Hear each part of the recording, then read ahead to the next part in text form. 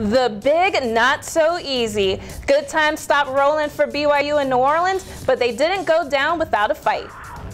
Cougars closer, the women's basketball team found success despite losing a player and the conference tournament. See how they bonded through it all. And seeing double. These two twins are repping both sides of BYU's lacrosse field. I'm Lakia Holmes. And I'm Lauren Frankham. We're tipping off. It's time for the Tube.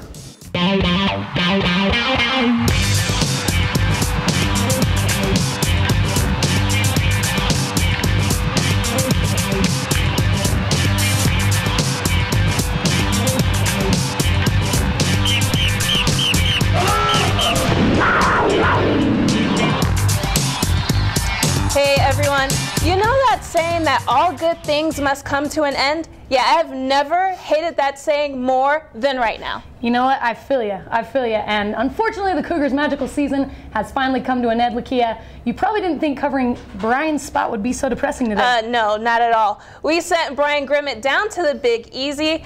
And to cover what is now Jimmer Fredette's last game, he has the highlights, or should we say lowlights, from last night's game. Thanks, Lauren and Lakia. The Cougars looked really confident coming into the Sweet 16 after they blew out Gonzaga. But would it be enough to get over the Gators here in New Orleans?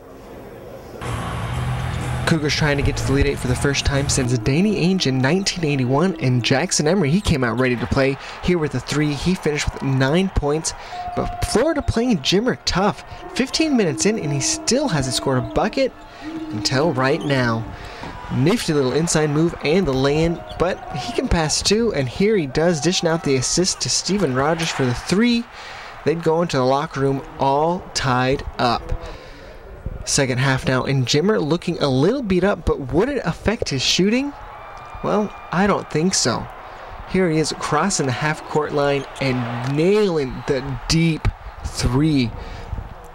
And you bet he's got his game face on, doing everything he can to keep the Cougars in the game, including splitting the defense and taking it to the hole to tie it up. He'd finished with 32 points in the night in what seems like a flashback. We're headed to overtime, but it wouldn't end quite as nice for the Cougars as it did last year. Kenny Boynton here gets the 3 to go, and then Alex Tice with the monster jam to put it away. Gators win 83-74. With the loss, the Cougar season comes to an end, and so sadly does the career of Jimmer Fredette. CoogTube reporter Brendan Hardigan is here now, and Brendan, I'm having a real tough time seeing Jimmer go. You're not the only one. I'm having a really tough time too. He became such an icon here in Utah and also across the entire United States. Between the Teach Me How to Jimmer, You Just Got Jimmered stuff, he had a ton of crazy pop culture stuff, but it was actually the things that Jimmer did on the court that will turn him into a BYU Cougar legend. The Jimmer is done. If you're having a hard time accepting reality, well, you're not the only one. You know, it's definitely tough. It's tough that it's over. It hasn't really sunk in yet that it's fully over right now. In the past few months, he's Jimmered New Mexico and led BYU to the Sweet 16. But does that make him the greatest Cougar ever? Let's take a look at the stats. He's the school's all-time leader in points in a career, season, and in a game, but he also does something even more important than scoring. Winning games. That's his legacy. I mean, he just helped his team find ways to win games. Jimmer's won more games than any other player to put on a BYU uniform, which helps define his greatness. As for his attitude on his performance after playing on the biggest stage of his career, you know, we didn't win the game, so not great. Well, that sounds like a winner too. He may not have had the drive in his career, but he kept driving BYU to national heights that not even Danny Ainge reached. We're in New Orleans, a place known for its jazz, so it seems like a fitting location for Danny Ainge to face the music. Jimmer Fredette is the greatest player to ever put on a BYU uniform, and he will be missed. He comes in my office after his freshman year and says, "Coach, I'm your point guard. I'll be your point guard next year. I'll spend all summer working on everything that I need to work on so I can run the program." And the next year he's first team all Mountain West Conference. That's a hard thing to do. We've had a great year, and I love going to battle with these guys every single night. And every day they've been great friends to me, and yeah, I've enjoyed every single minute of it. We have 2, Jimmer. Thanks for the memories. Jimmer's time in a BYU uniform has come to an end, but the good thing is he's going to have a nice little NBA career, and I'm really excited to actually watch him in the future and see how he does in the big league. Yeah, like you, I'm also trying to look to the future, but the future of BYU. And the post-Jimmer era is brighter than some people might think. Filling the shoes of one of the greatest players in the history of BYU basketball won't be easy. In fact, it might just be next to impossible. But that doesn't mean the Cougars are worried about their future. We'll be fine, but we got a long time to think about that. So we'll celebrate what we've done this year and then get back to work. And it's going to be a lot of work if the Cougars hope to make a return trip to the NCAA tournament, as Charles Abuo and Noah Hartsock will be the only starters returning to the team. At times, both have shown they are capable of giving the Cougars the offense production they need to compete with the top teams in the country, but they can't do it alone. Fortunately for the Cougars, there are lots of options. Starting with UCLA transfer Matt Carlino, who averaged 13 points and 6 rebounds a game in high school. He's a natural scorer and an excellent distributor who knows how to win. The Cougars expect big things from him, if not now, in the very near future. Joining him on the Cougar roster will be incoming freshman and highly recruited wingman from South Carolina, DeMarcus Harrison. He's quick and explosive, and his pure athleticism will be a great addition on both sides of the ball. He's the kind of recruit that the Cougars usually only wish they could get. But that's not all. The Cougars will be adding much-needed length with the highly anticipated return of injured Chris Collinsworth and suspended Brandon Davies, as well as 3 big men all around 6'10" who will have returned from LDS missions. We might not have a 30-point scorer like Jimmer, but I think we're going to have really good, solid players next year. And these exciting new players aren't the only thing we have to look forward to as we leave the Mountain West Conference for the West Coast Conference. Yeah, Brian, the days of us playing San Diego State, playing UNLV, playing New Mexico, those days are over. We're in a new conference. We're playing teams now like Gonzaga, like St. Mary's. And, a lot of these teams we're not familiar with, but the good thing to know is we just whooped up on the crown jewel of that conference. We destroyed Gonzaga, but we did it with the Jimmer. We don't have him anymore. We're going into the future without a guaranteed superstar, but it's going to be exciting, and we have lots of exposure, and now we have new teams to watch and kind of see how they play ball. Yeah, it'll definitely be interesting to see how we do against these teams without Jimmer, but I think it's going to be the beginning of a really good rivalry to come. Oh, yeah. So, for Brendan Hardigan, I'm Brian Grimmett in New Orleans. Back to you guys in the studio. Thanks, guys. We can't wait to see what's in store next year. The Cougars' magical season may be over, but the Jimmer legacy will live on. He is a candidate for most major college basketball awards. Sporting News named Jimmer their 2011 College Basketball Player of the Year. And that's just the tip of the iceberg. Fredette was also named National Player of the Year by the Basketball Times, CBSSports.com, and SI.com. He's even a finalist for the 2011 Naismith Award, the most prestigious national basketball trophy on the planet. Cougar fans can help him win by texting VOTE to 345-345. Students did whatever it took to cheer on the BYU basketball team this season. From skipping classes to taking road trips, devoted Cougar fans followed the team all the way to the end of their journey. Here in Provo, those who couldn't make the trip gathered at the Marriott Center to cheer on the Cougs. The BYU men's volleyball team even changed their game time, allowing students to attend more than one game. BYU did not officially cancel school, but some professors canceled class so students could watch the games. Well, it's a difficult thing because going to school is important because that's what you're here for. But college life is also a very important thing for you because those are kind of the experiences that you're going to take with you when you leave here. We haven't had anything like this in 30 years. Many students got ready to buy last-minute tickets to Houston for the finals, but now they get the joy of focusing on finals for school. Did you miss class, Lakia? Yes, I did. When CoogTube returns. Season settled, the Lady Cougars battled trials and opponents throughout the regular season, but couldn't quite handle the NIT. An optimistic offense. Spring football running backs are looking deep, and coaches couldn't be happier. We'll have more when CoogTube comes back. Jimmer and the boys aren't the only ones to have an awesome season. The Lady Cougars have had a championship season of their own. That's right, they won their first regular season title since 2007 while going 16-2 at the Marriott Center. That's right, and CoogTube reporter Amy Bench is here to show us how they rallied through adversity and finished strong. How's the team holding up, Amy? Well, they didn't quite make the NCAA tournament, but they came right back, got to the Sweet 16 of the Women's National Invitational Tournament.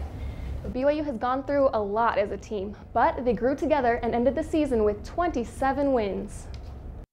Women's basketball has overcome some tough times as a team, especially when they found out about sophomore Alexis Kafusi's battle with Hodgkin's lymphoma.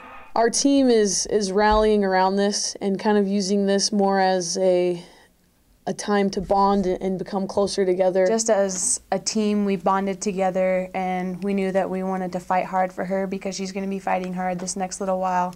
Fight hard they did. After the diagnosis, the team sported warm-ups in her honor and went on a 7-game win streak to end conference with a regular season title. Fraughton and Mindy Bonham averaged double figures during the season, but several other players have contributed in big ways. Jasmine Foreman had a career-high 10 assists in their game against Utah State. What makes our team so awesome is because every night someone's going to come out with the high points. During the conference tournament, they lost a heartbreaker to Utah, but came back strong in the women's NIT, winning their first 2 games by an average of 27 points before falling to USC. Mountain West Conference Coach of the Year Jeff Judkins credits their success to the team's passion for the game. These young ladies are just a joy to coach. And, you know, I think they go out there and play because they love the game of basketball. And Now, 4 of their starters will graduate, but they've got great recruits for next season, including Springville's Lexi Eaton. Now, she won the Utah High School 4A MVP this year. Wow, good for her. We'll look forward to next year. Thanks, Amy. Yeah. Well, snow is back on the ground, but BYU baseball is sticking around.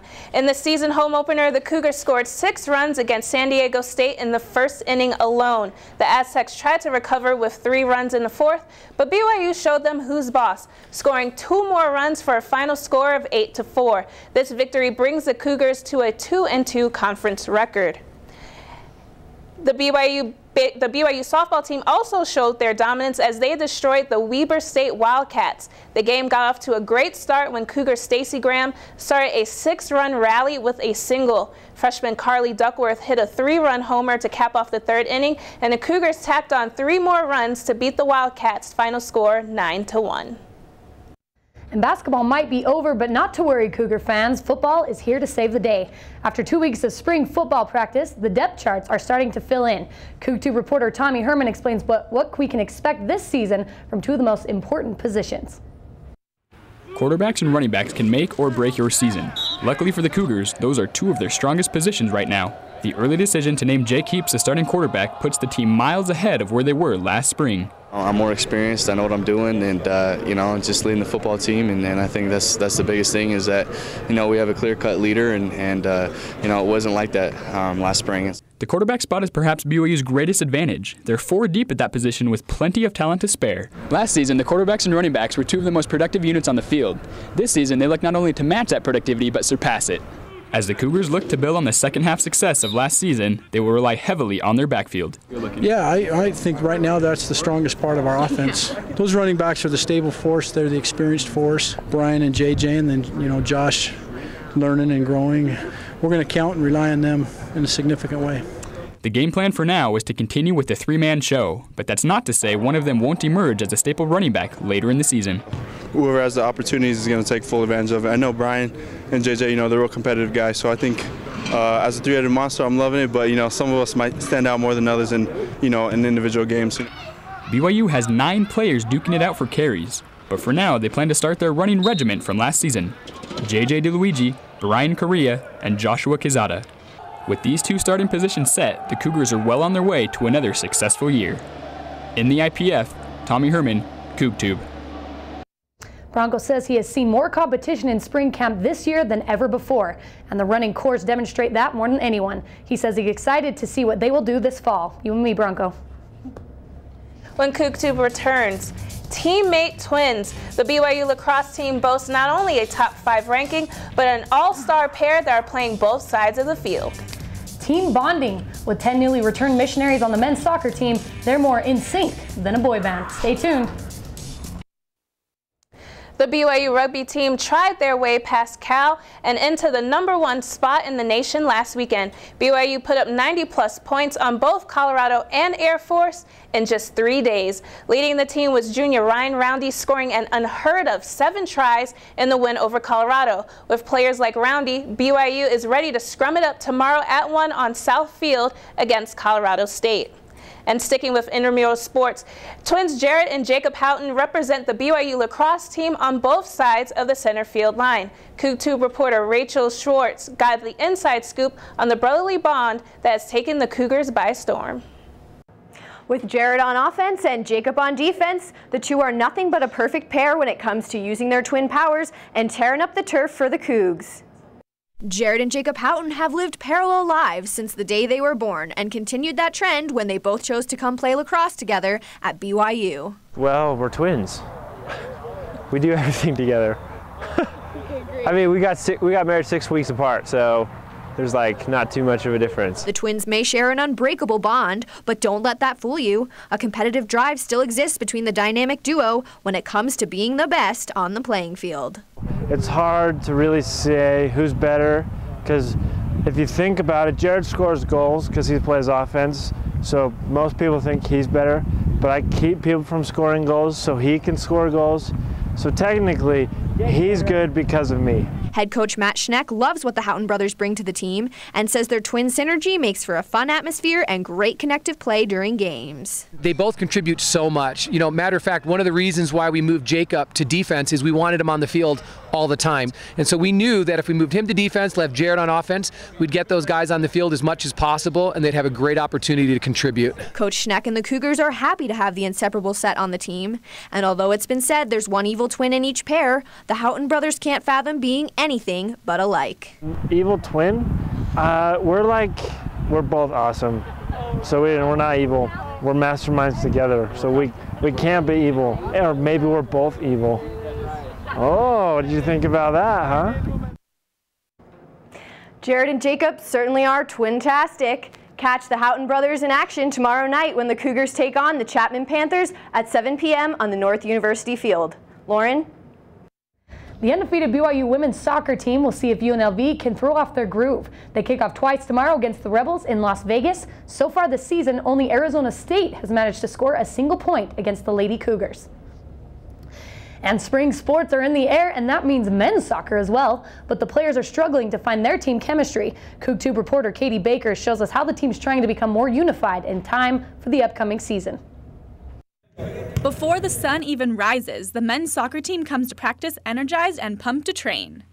We've been working with our weight training coach and our speed and agility coach a lot in the off season. We just obviously started practice with a ball 2.5 to 3 weeks ago. These boys don't mess around, especially the players returning home from their LDS missions. They're getting their mission legs back, and they're trying to get back into the competitiveness of the game, the tempo of the game. So that's something that we have to adjust to, but they're doing really well. The team has 10 returning missionaries, but all 22 players have played together in previous seasons. They hope that experience will help them find success in the Premier Development League this season. Most of the team says that having players take time off for a mission is a big weakness because they've all played on the team before, just at different times. But they find ways to grow closer. So we're working on that, trying to get together as a team outside of practice, build friendships and bonds so that we, on the field, are a more unified team. Despite their differences, the boys think they can pull it together in time for the season.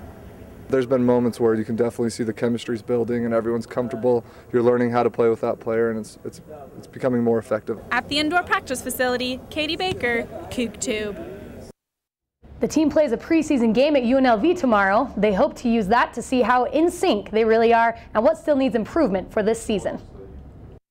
When CoogTube comes back, experts predict with a spot in the round of 8 up for grabs, can Ohio State slide past the Wildcats of Kentucky? We'll let you know what we think. And are those chilly snowstorms outside going to clear up in time for our Cougar baseball team this weekend? Game time weather when we return.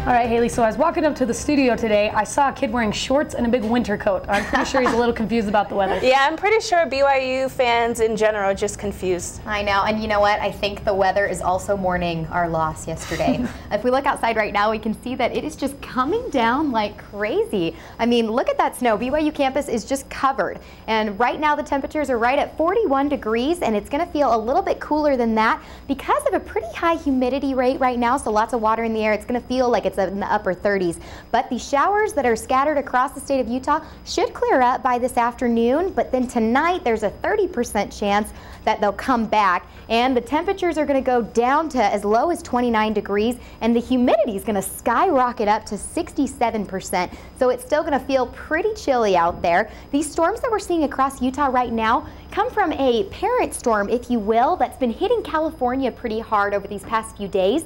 And this storm is covering Utah right now, and it should hit us off and on over the next few days and throughout the weekend. Zooming right in on Utah, let's look at our forecast for our Cougar baseball team tomorrow. It looks like they're playing at 1, and it's going to be mostly cloudy. And the temperature is going to be right at 43 degrees. Again, it's going to feel a little cooler though, and it's going to pretty likely it's going to rain, 30% chance. So come support your Cougars, but come prepared for the weather that day. And if we look at our 5-day across northern Utah, we can see pretty stormy, lots of clouds over the weekend, rainy on Monday. But when Tuesday hits, looks like the sun will be poking back up and it'll get a little warmer. Back to you. Thanks, Haley. Alrighty, folks, it's that time again. Everyone's favorite part of the show where our experts make their predictions. Nicole's sub Michael missed out on the Cougs' victory by playing devil's advocate and picking the Zags, but he was the only one who picked Wisconsin over K-State, so it was a 1-1 split. All around, and the standing show Courtney is still out in front. Lakia and I are subbing in for Nicole and Brian, and we're looking to go 2-0. That's right, Lakia. I think Ohio State is the best team in the tourney right now, and they'll cruise by Kentucky. Lakia is the only one who thinks Kentucky can pull off the upset. What is up with that, Lakia? I have my reasons. Haley is back for the second week in a row, and she's taking Ohio State and Florida. So you think Butler's Cinderella run has come to an end? I do. You know, by the looks of the Gators last night, I think they're just too big on the inside for Butler. I don't know, I have to disagree with you. Butler, they beat Syracuse last year, beat Kansas State last year. Both teams match up pretty evenly, so that's how I'm going. And I'm just throwing it out there. Lakia really likes Brad Stevens for one reason or another. That is true. So that may be why she's a little biased for Butler. But I agree with her. I think Butler's going to keep going forward. We remember back to December 11th when BYU beat Arizona by 22 points. So I think they may be coming to an end when Butler's going to keep going. And also, the further Florida goes, the better BYU looks. So I got to go with the Gators. That's true. Well, that's CoogTube for Friday, March 25th. Thanks for joining us, and have a great afternoon. Go Cougars.